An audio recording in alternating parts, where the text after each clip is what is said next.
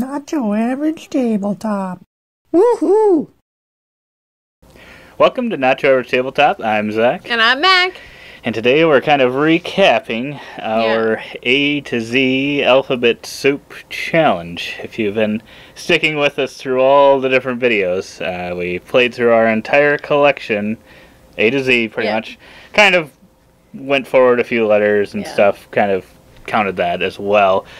But for the most part, went A to Z and then put out a kind of a recap video of each letter we had with all the games and telling what we thought about those games, if those plays kind of made us find our love for those games again, if it was just a game we played a lot typically anyway, or if maybe we wanted to call that game, which we called some.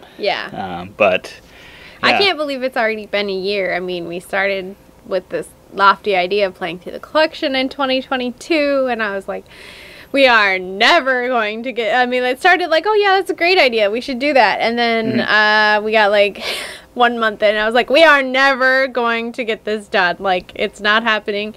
Admittedly, I did not play every single game in the collection. I think you did. I think you were the only one who actually ended up playing all of the games that we actually listed. So at least that we had at the beginning. There were some new games that came in that I don't think we necessarily got all of them played. Most of them, but probably didn't make all the recap videos. But but I can't believe we're already here in December, that we've played through the collection, that we've gone through and whatever, and it's a lot.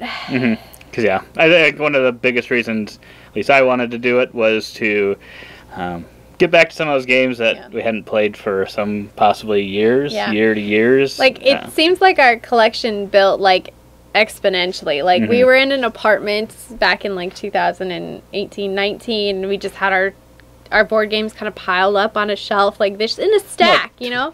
20 of them, 30. It wasn't too much, and then started getting a little bit more there in 2019, and it was still piled. It was like 3 piles now, and that little shelf was getting a little overrun, and then we ended up buying a house, and we got our big 5x5 Calyx shelf, and surprisingly it was quite full already. And then it just was like, we need more bookshelves, and the bookshelves were filled all of a sudden. I was like, oh my goodness. So in the last 3 years, we've filled up a 5x5 and 2 4x4 Calyx shelves, along with, like, on top, wherever else, like, and I wouldn't say they're filled because we have some junk in some of the, empty boxes and stuff in some of them, but it was like, pretty close. We're not getting more shelves. Like, we have to go through them. And so it felt like, because it had exponentially grown, it was like, we used to play some games, like, so often all the time, and then when you get that type of growth, it's like, we haven't played this game in years. So it's like, we have to go through, we have to sort this out, we have to figure out what's staying, what's going, and you wanted to give some of these games, like, a final chance to stay in the collection. So that was really the whole point of 2022 and playing A to Z. That, and hopefully forcing you to play some of them, because there were some that I had played with, like, Jesse and stuff, but you hadn't actually had the chance to play, and you may have not gotten those all played either. No, I still have a huge list of games to play. We'll get there. We'll keep cutting it down year after year. But so we played through, and actually some games that I thought were going ended up not going, so I'm like, I don't know, we probably need to call further. I've never really called games. We ended up with, I think, 19 games that we're calling when I went back through at the end of the year, and we'll have another video on that so you can check out just the called games that we had, which doesn't seem like a lot, but when you've never called games before, it does seem like a lot, and I think once those are gone, it'll be easier to call games in the future, because I think there's still going to be an influx of games. So there's probably going to have to still be some going out. And I think there are still some that are kind of on the edge, some that you haven't played yet, and I'm kind of just going to base it solely on your opinion, I think. Unless it's a really great experience that I have. Pressure. But if you really don't like them, I think we'll probably just get rid of them. So there's another handful or so that I think you did not actually play this time. But if you do and you end up not really enjoying them, then I'm fine letting them go. But no, I would say this challenge has made it very eye-opening as to how many games we have.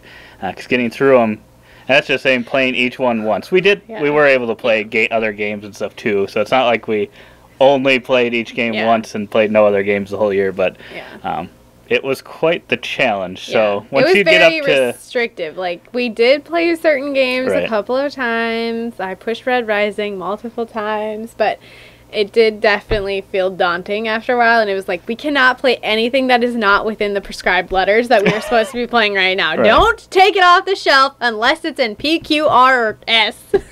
Right. Like, we're not doing it. Right. So we ended up playing 234 games, so that's, I mean... That's almost one a day. Almost 2 out of 3, right? 2 out of 3 days. You're playing one of the games in the collection. So yeah, that gets to be a lot. And then Jesse and I also, it's a video that'll be coming out, I think sometime after this, did a Cubby Cully where we just picked, since we kind of have the games sorted in an A to Z, sort of. As more games have come in, they kind of just fill in gaps. So they're not all A to Z, but we did a thing where we just would take one game and call the rest of them in that cube to see what our collection was. And I think that was even more eye-opening because at the end of that, we still had like 50 games, and it filled up this whole table. And I'm like, wow, I think if we just had this collection of games, we'd still have a really solid collection. So I think that was even more eye-opening as to, oh boy, might need to call even more games.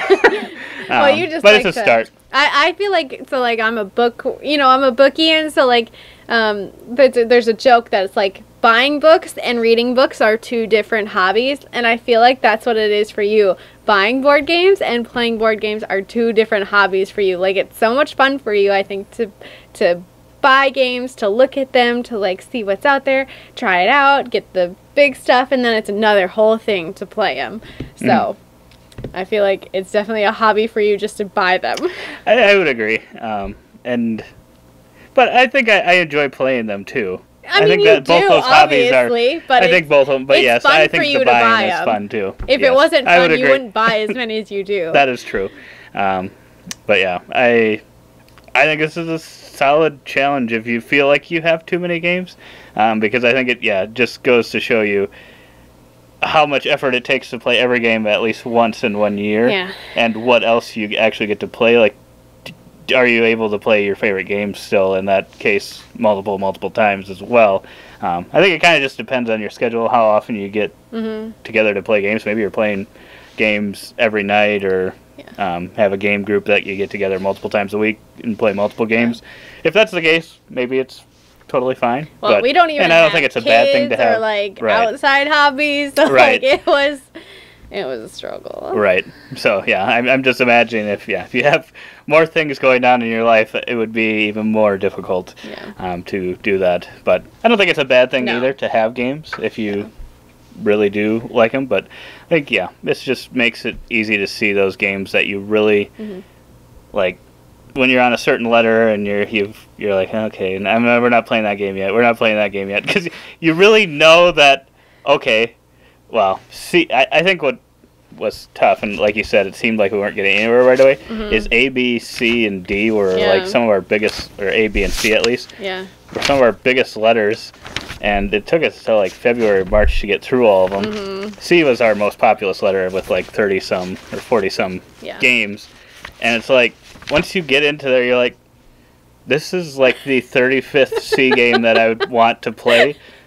So it's like, maybe I guess if all your C games are your top 35 games of all time, sure, keep them all. Sure. But if I'm going to pick all these 30 C games before this other C game, am I ever going to pick to play it? I don't know. Yeah. Maybe not. Well, and I think when we get to like the culling video and stuff, like your brother games that kind of has his own collection, but they're merged, right? And so I think some of the games that are on this list are no longer technically in our collection too. So it's an interesting thing, because we probably would have had to cull more had your brother not pulled out a piece of his collection to take home.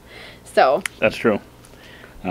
Yeah, and then I think we were saying you played about 60 of them were new to you. Yeah. So that's a big challenge as well when it's new games. I'm thinking some were probably new to me. Of the 85 new games well. I played this year, 60 of them were from our own collection. Right. So that just tells you how and many you still I have put off. You still probably have now 50 more. An enormous 40 list. to 50 more, because you put a list together. That's kind of your challenge for next year. See how many of those we can get played as well. Because I realized, like, I really do need to be both feet in on this. Like, if you want to play these games, I have to be willing to play them. And so I just got to bite the bullet and learn them. It wasn't so bad this year. After learning 60 new games, I was like, you know what? It wasn't terrible. Wasn't terrible. I guess, were there any games that surprised you going back to them after not playing them for a while? Or, I guess, were there any games that you had been really hesitant to play that you then played and were like, I wish I had played this earlier since it's been on the shelf for a year or two and I've never played it? Not a single one. Not one was a positive experience. Let me think about it. We've played 234 games, so that is quite a few. Give me a minute. You can talk about something else. I felt like that. If you go back and check out Cthulhu was fun. I thought that was gonna be weird, but it was okay. That was fun. I would say that if you compared, we have videos for our top 50 games of all time. If you compared my 2021 list to 2022, I think the 2022 list, you're going to see a lot of the games that we played at the beginning of the year that we'd probably had in previous years, but I hadn't played them recently. So I think there's some recency bias in what games are your favorite too, because for sure. There's some of those that I got back to and I was like, wow, if I hadn't played this game, there's no way it would have made my top 50, but now that I did, I was like, that's a really solid game. And it's kind of a bad thing, too, because I feel like I could have got rid of called more games if I had felt more blah on games, but... Hadrian's Wall was a good one. I think with just all the information out there, too, these days, it makes it a lot easier to just get good games. So I think that's what makes it so tough, is usually only get them when someone I trust, like Tom Vassell or something, kind of recommends it. Not always, it's not always a hit, but a lot of the times it is, and it's like, so you're never really getting total duds of games. I think that's the tough part of getting through it. So you kind of just have to play it more and more and really then decide. I don't know, babe. As I look through this list... Not even a single game. No, I've been mentioning them as I've been seeing. That's true. I do feel like some of the ones that I see, a lot of them I feel like were learned games or like ones I haven't played yet. But I feel like a lot of them stayed exactly where I thought they would. Like it wasn't like earth-shattering that I went back to an old one and was like, oh, this is actually really good. Like, I feel like my gut has been right on a lot of these games. Not every game, but like, it was like, yeah, I don't know that it's going to be my favorite. It's probably fine, but whatever. There were a couple surprises, like Feast for Odin.